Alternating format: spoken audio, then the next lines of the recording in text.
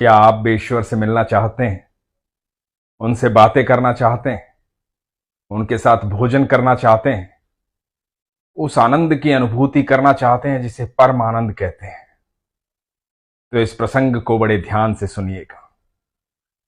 हरे कृष्ण दोस्तों, मैं हूं अनुज शर्मा। एक परिवार था। पूरा परिवार भगवान की आराधना करता था। भक्ति में वातावरण था। परिवार में एक बच्चा था, 7-8 साल का बच्चा। परिवार जैसा होता है, बच्चा वैसा ही हो जाता है। वो सब कुछ सीखता है अपने माता पिता को देख करके, अपने आसपास के माहौल को देख करके।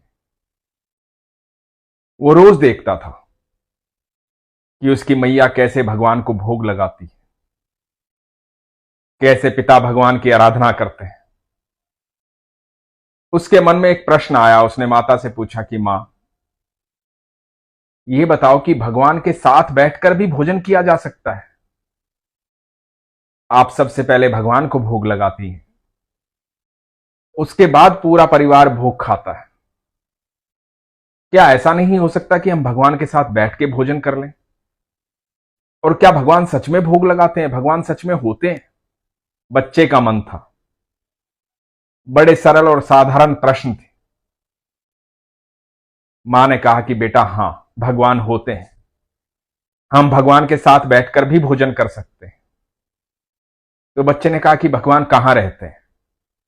मैया ने कहा कि जब भी तुम एकांत में अपने दिल से, अपने मन से भगवान को याद करोगे, भगवान तुम्हें दिखाई देंगे। एकांत में रहते हैं भगवान। जब दिल से बुलाते हैं तो आ जाते हैं भगवान। तो बच्चे ने कहा कि ठीक है मैया, जैसे आप भगवान को भोग लगाती हो, मैं भी भगवान को भोग लगाऊंगा, लेकिन मैं भगवान को अपने हाथों से भोग लगाऊंगा। मैया ने कहा कि ठीक है, जैसा तेरा मन। तू दिल से बुलाएगा तो भगवान आ जाएंगे। तो एक दिन हुआ यूं कि बच्चे ने अपने घर से 5-6 रोटियां ली और एकांत की तलाश में चल पड़ा अपने घर से, भगवान को खोजने कि आज भगवान के साथ खाना खाना है, ईश्वर के साथ खाना खाना, अपने हाथों से उनको भोग लगाऊंगा। चलते चलते बहुत देर हो गई, दोपहर हो गई। बच्चे को भूख लगने लगी। अब बच्चा है, भूख तो लगी जाएगी। अपने गांव से थोड़ा सा दूर आ गया था। वहां बैठ करके एक पेड़ की छांव में सोचा कि भगवान तो मिले नहीं, भोजन कर लेता हूं। बहुत देर से भगवान को ढूंढ रहा हूं, पर इससे ज्यादा एकांत क्या होगा? ये एकांत की जगह है। मां ने कहा था दिल से भगवान को याद करूंगा तो दिखाई देंगे। तो एक बार याद भी कर लेता हूं, हो सकता है दिखाई दे जाए। तो बच्चे ने दिल से भगवान को याद किया, आंखें बंद की, ईश्वर का ध्यान किया और कहा कि प्रभु आओ, साथ में भोजन करेंगे। जब बच्चे ने आंखें खोली तो देखा कि सामने तालाब के किनारे एक बुजुर्ग आदमी बैठे हुए हैं। तो बच्चे ने सोचा कि भगवान तो यहां बैठे हुए हैं। बच्चा अपनी रोटी लेकर के बुजुर्ग आदमी के पास गया। बुजुर्ग ने बच्चे को देखा। बुजुर्ग बाबा मुस्कुराए। तो बच्चे ने अपनी रोटी की पोटली खोली और कहा कि लो, भोजन करते हैं, भोजन का समय हो गया है।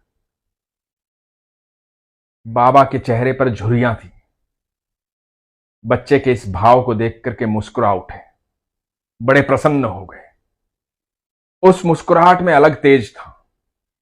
बच्चा उस मुस्कुराहट को देख करके आनंद की अनुभूति कर रहा था। बच्चे ने रोटी निकाली, अपने हाथों से बाबा को खिलाने लगा। बाबा ने अपना हाथ बच्चे के सर पर रखा, ढेर सारा आशीर्वाद दिया। बच्चा बड़ा प्रसन्न हुआ। बाबा को अपने हाथों से भोजन करवाया था। इधर बाबा की प्रसन्नता का भी ठिकाना नहीं था। बाबा भी बड़े खुश थे। बच्चा उठा और बोला कि अब जाता हूं, मैया इंतजार कर रही होगी। बच्चा वापस अपने घर की तरफ गया। इधर जब घर पहुंचा तो मां पिता सब तलाश कर रहे थे कि बच्चा कहां गया। घबरा गए थे। एकदम बच्चे को देखा तो बड़े आनंदित हो गए, गले से लगा लिया, ढेर सारा प्यार करने लगे। और मां ने पूछा, तू कहां गया था? बच्चे ने बड़े भोले स्वभाव से कहा कि मैया, मैंने कहा था ना कि मैं ईश्वर को अपने हाथों से भोजन करवाऊंगा, और आपने कहा था कि ईश्वर एकांत में मिलते हैं। तो मैं एकांत में गया था, मैंने ईश्वर को अपने हाथों से भोजन करवाया। मेरे साथ बैठ करके उन्होंने भोजन किया। पर मैया, एक बात बताऊं, भगवान जो है ना, बूढ़े हो गए हैं, बहुत बूढ़े हो गए हैं। पर मैं जब भोजन करवा रहा था ना और वो मुस्कुरा रहे थे, मुझे बहुत आनंद की अनुभूति हो रही थी, मुझे बहुत अच्छा लग रहा था। उन्होंने मुझे ढेर सारे आशीर्वाद भी दिए। इधर वो बुजुर्ग बाबा शाम होते होते अपने गांव पहुंचे।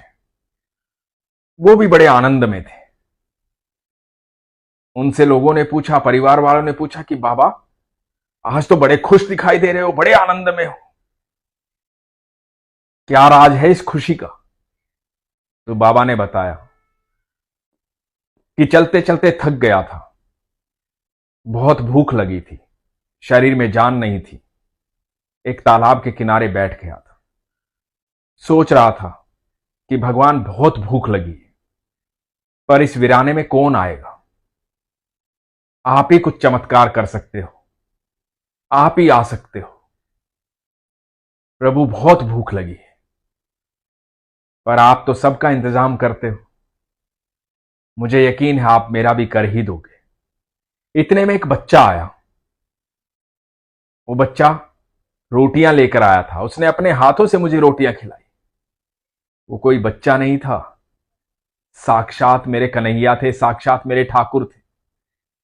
मुझे खुद भोजन खिलाने आ गए, वहां कोई नहीं था। मेरे भगवान को जैसे ही मैंने पुकारा, वो आ गए।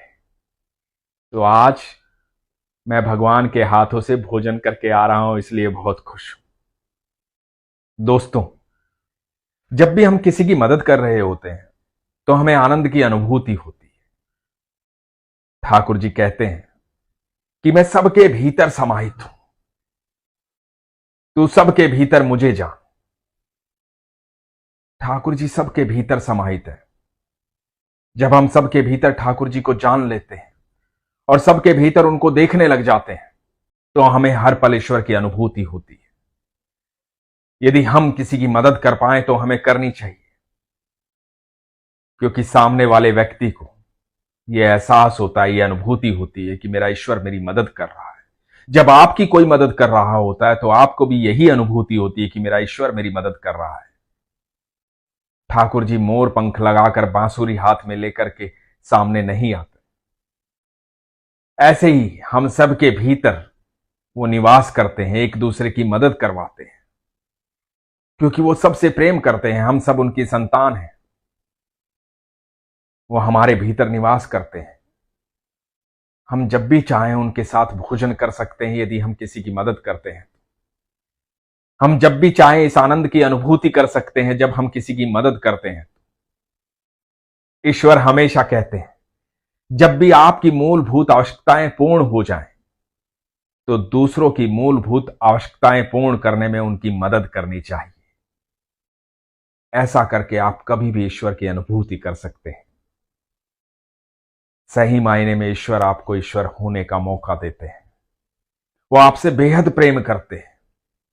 जब आप देखना चाहेंगे तो वो सबके भीतर नजर आएंगे, और जब वो सबके भीतर नजर आएंगे तो समझ लेना कि ईश्वर आपके हृदय में निवास कर रहे हैं।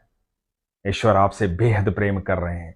जब आपको हर प्राणी के भीतर ईश्वर नजर आएंगे तो समझ लेना कि आप ईश्वर के सबसे प्रिय हैं, क्योंकि ईश्वर ही आपके भीतर निवास करके आपको वो नजर दे रहे हैं कि आपको हर जगह ईश्वर नजर आ रहे हैं।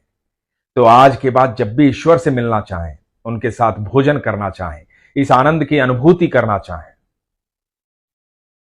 तो किसी भी व्यक्ति की मदद कर देना जिसको आपकी मदद की आवश्यकता है।